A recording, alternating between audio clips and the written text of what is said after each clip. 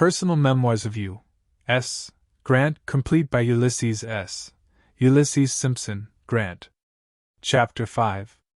Trip to Austin. Promotion to full second lieutenant, Army of Occupation.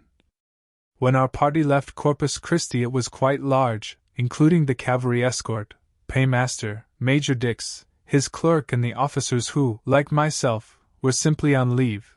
But all the officers on leave, except Lieutenant Benjamin, afterwards killed in the Valley of Mexico, Lieutenant, now General, Augur, and myself, concluded to spend their allotted time at San Antonio and return from there. We were all to be back at Corpus Christi by the end of the month. The paymaster was detained in Austin so long that, if we had waited for him, we would have exceeded our leave. We concluded, therefore, to start back at once with the animals we had, and having to rely principally on grass for their food, it was a good 6 days' journey. We had to sleep on the prairie every night, except at Goliad, and possibly one night on the Colorado, without shelter and with only such food as we carried with us, and prepared ourselves. The journey was hazardous on account of Indians, and there were white men in Texas whom I would not have cared to meet in a secluded place. Lieutenant Augur was taken seriously sick before we reached Goliad and at a distance from any habitation.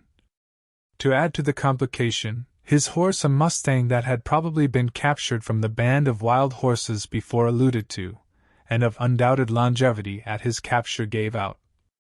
It was absolutely necessary to get forward to Goliad to find a shelter for our sick companion. By dint of patience and exceedingly slow movements, Goliad was at last reached, and a shelter and bed secured for our patient. We remained over a day, hoping that Augur might recover sufficiently to resume his travels. He did not, however, and knowing that Major Dix would be along in a few days, with his wagon train, now empty, and escort, we arranged with our Louisiana friend to take the best of care of the sick lieutenant until thus relieved, and went on. I had never been a sportsman in my life, had scarcely ever gone in search of game, and rarely seen anyone looking for it. On this trip there was no minute of time while traveling between San Patricio and the settlements on the San Antonio River, from San Antonio to Austin, and again from the Colorado River back to San Patricio, when deer or antelope could not be seen in great numbers. Each officer carried a shotgun, and every evening, after going into camp, some would go out and soon return with venison and wild turkeys enough for the entire camp. I, however, never went out, and had no occasion to fire my gun, except, being detained over a day at Goliad, Benjamin and I concluded to go down to the creek, which was fringed with timber, much of it the pecan, and bring back a few turkeys. We had scarcely reached the edge of the timber when I heard the flutter of wings overhead, and in an instant I saw 2 or 3 turkeys flying away. These were soon followed by more, then more, and more, until a flock of 20 or 30 had left from just over my head. All this time I stood watching the turkeys to see where they flew with my gun on my shoulder, and never once thought of leveling it at the birds. When I had time to reflect upon the matter, I came to the conclusion that as a sportsman I was a failure, and went back to the house. Benjamin remained out, and got as many turkeys as he wanted to carry back. After the second night at Goliad, Benjamin and I started to make the remainder of the journey alone. We reached Corpus Christi just in time to avoid absence without leave. We met no one, not even an Indian, during the remainder of our journey, except at San Patricio. A new settlement had been started there in our absence of 3 weeks, induced possibly by the fact that there were houses already built, while the proximity of troops gave protection against the Indians. On the evening of the first day out from Goliad we heard the most unearthly howling of wolves, directly in our front. The prairie grass was tall and we could not see the beasts, but the sound indicated that they were near. To my ear it appeared that there must have been enough of them to devour our party, horses and all, at a single meal. The part of Ohio that I hailed from was not thickly settled, but wolves had been driven out long before I left. Benjamin was from Indiana, still less populated, where the wolf yet roamed over the prairies. He understood the nature of the animal and the capacity of a few to make believe there was an unlimited number of them. He kept on towards the noise. Unmoved. I followed in his trail, lacking moral courage to turn back and join our sick companion.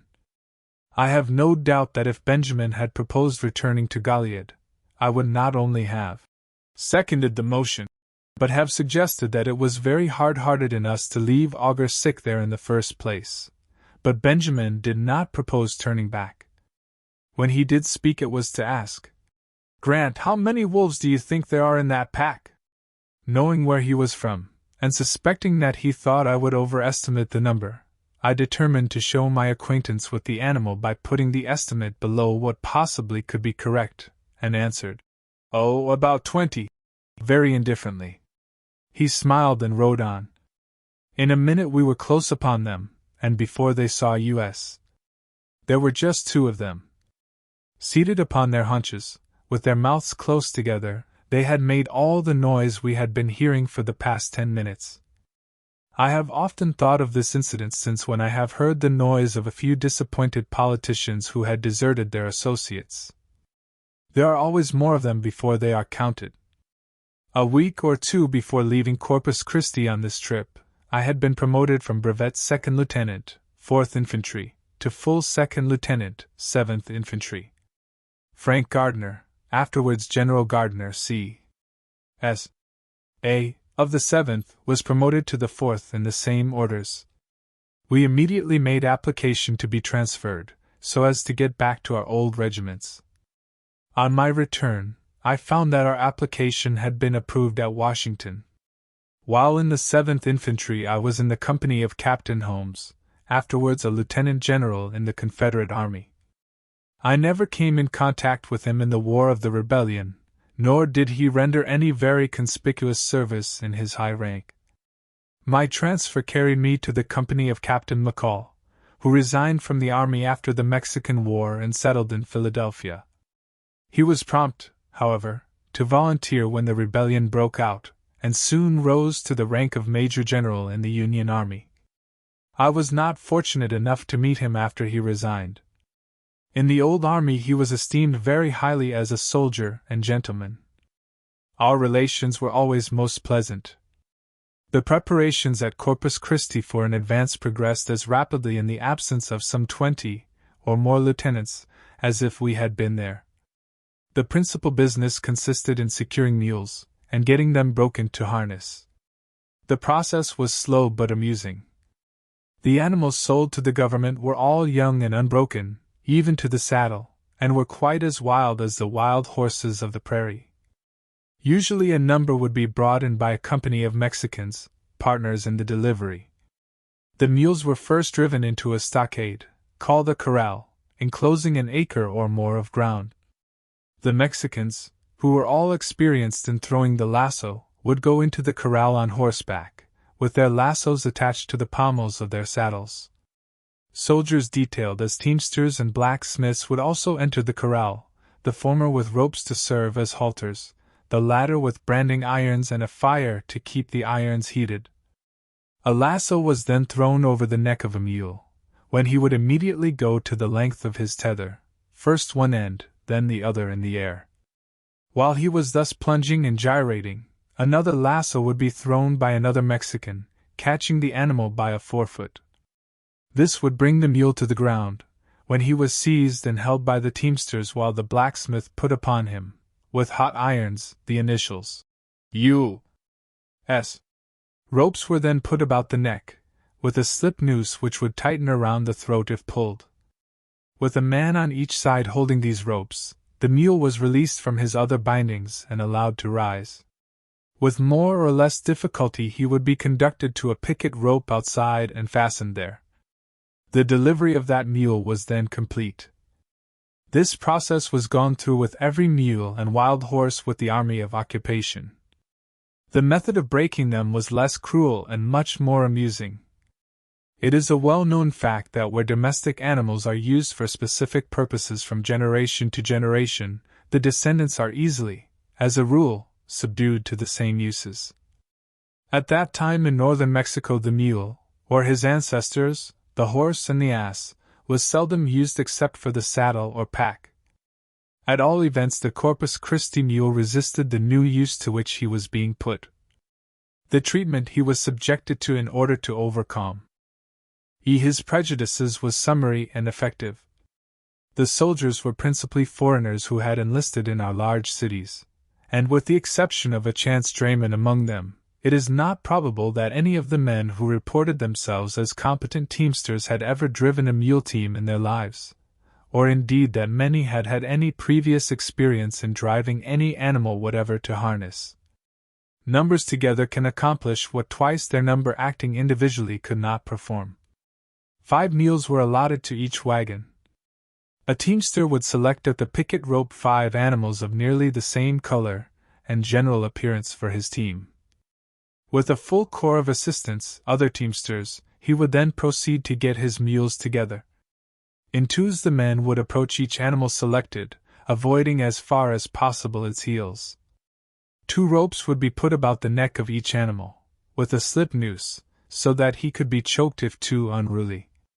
They were then led out, harnessed by force and hitched to the wagon in the position they had to keep ever after. 2 men remained on either side of the leader, with the lassos about its neck, and 1 man retained the same restraining influence over each of the others. All being ready, the hold would be slackened and the team started. The first motion was generally 5 mules in the air at one time, backs bowed, hind feet extended to the rear. After repeating this movement a few times, the leaders would start to run. This would bring the breeching tight against the mules at the wheels, which these last seemed to regard as a most unwarrantable attempt at coercion, and would resist by taking a seat, sometimes going so far as to lie down. In time all were broken in to do their duty submissively if not cheerfully, but there never was a time during the war when it was safe to let a Mexican mule get entirely loose. Their drivers were all teamsters by the time they got through. I recollect one case of a mule that had worked in a team under the saddle, not only for some time at Corpus Christi, where he was broken, but all the way to the point opposite Matamoros, then to Camargo, where he got loose from his fastenings during the night. He did not run away at first, but stayed in the neighborhood for a day or 2, coming up sometimes to the feed trough even, but on the approach of the teamster he always got out of the way. At last, growing tired of the constant effort to catch him, he disappeared altogether. Nothing short of a Mexican with his lasso could have caught him. Regulations would not have warranted the expenditure of $1 in hiring a man with a lasso to catch that mule, but they did allow the expenditure of the mule on a certificate that he had run away without any fault of the quartermaster on whose returns he was born, and also the purchase of another to take his place. I am a competent witness, for I was regimental quartermaster at the time. While at Corpus Christi all the officers who had a fancy for riding kept horses. The animals cost but little in the first instance, and when picketed they would get their living without any cost. I had 3 not long before the army moved, but a sad accident bereft me of them all at one time. A colored boy who gave them all the attention they got besides looking after my tent and that of a classmate and fellow lieutenant and cooking for us, all for about $8 per month, was riding one to water and leading the other 2. The led horses pulled him from his seat and all 3 ran away. They never were heard of afterwards. Shortly after that someone told Captain Bliss, General Taylor's adjutant general, of my misfortune.